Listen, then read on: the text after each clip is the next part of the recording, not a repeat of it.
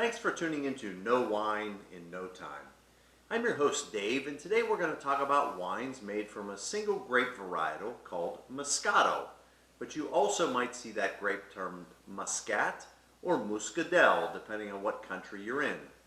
Now, when I talk about Moscato, the first thing we think about is the sweet, summery wines that go really well with fresh cut fruit.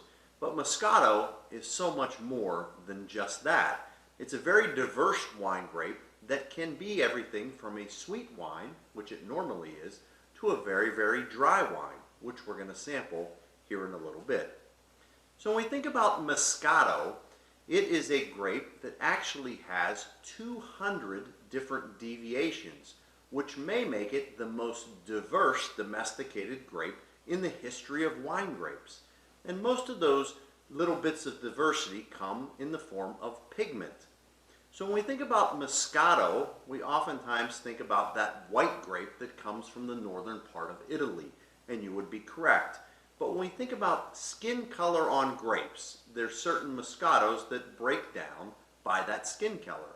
And the first one is the white-skinned Moscato, and that is Moscato Ital.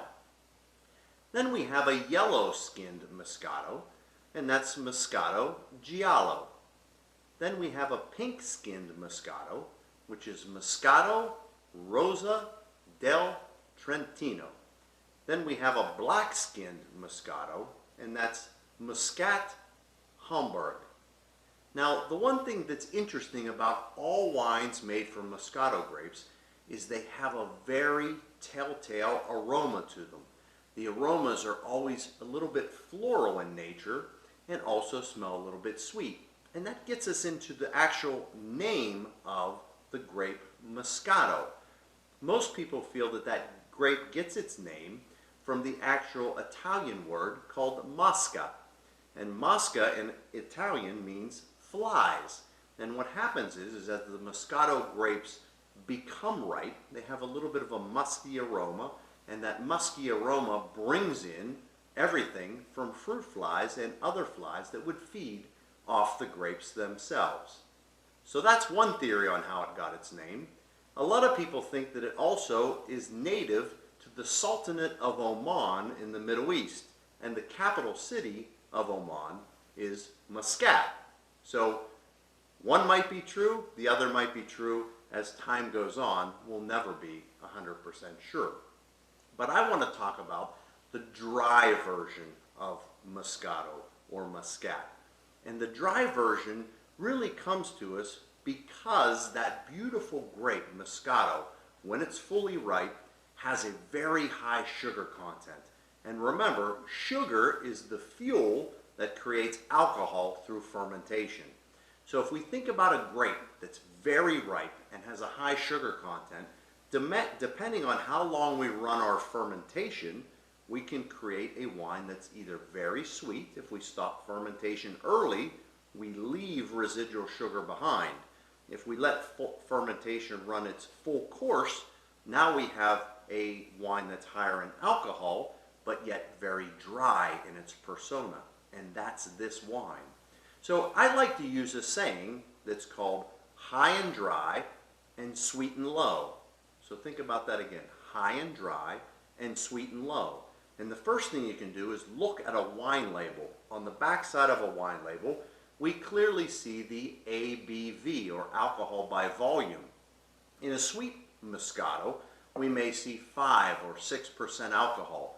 This one that we have here actually has 13% alcohol, unheard of for any Moscato, because this one was fermented to be quite dry. So let's get on to this wine and see what we can expect from that rare, dry Moscato. So this particular wine comes to us from Legado del Moncayo, or the Legacy of Moncayo. The Moncayo family makes this wine. And this is from Campo de Borja in Spain. And this is a dry Muscat, or Moscato.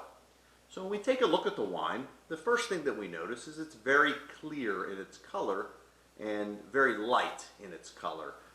So I would basically put it as a very pale yellow. If we swirl to liberate the aromas, which is really the best part of a wine like this, what leaps out of the glass is really, if you closed your eyes and thought of what spring flowers smell like, lilies, hyacinths, all of those type of smells associated with springtime. That's exactly what's coming out of the glass.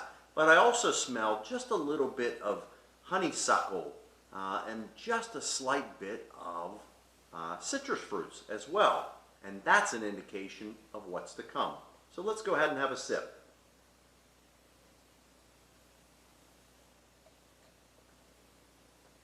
So a Moscato like this, that shows a higher alcohol by volume, is going to be much different than any Moscato you ever had. So hopefully you made it to this point in the video and you didn't tune out because you say, I don't like sweet wines, I don't want to talk about Moscato, I don't want to learn about Moscato.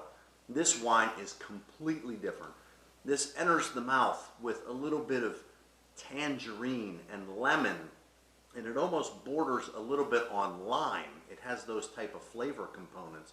But mid-palate, the floral aromas that we had smelled are now starting to liberate themselves in the form of flavors. It really is incredibly complex, beautifully dry, and very, very long on the palate. So a wine like this would pair beautifully with all types of white fishes. So if we think, I'm going to have scallops tonight, I'm going to have something like a codfish, this would be a beautiful wine that would pair exceptionally with those type of dishes. So I want you to go out, I want you to seek out, go to your local wine stores and try to find a dry Moscato. Ask them for help. I'm sure they'll be glad to show you that.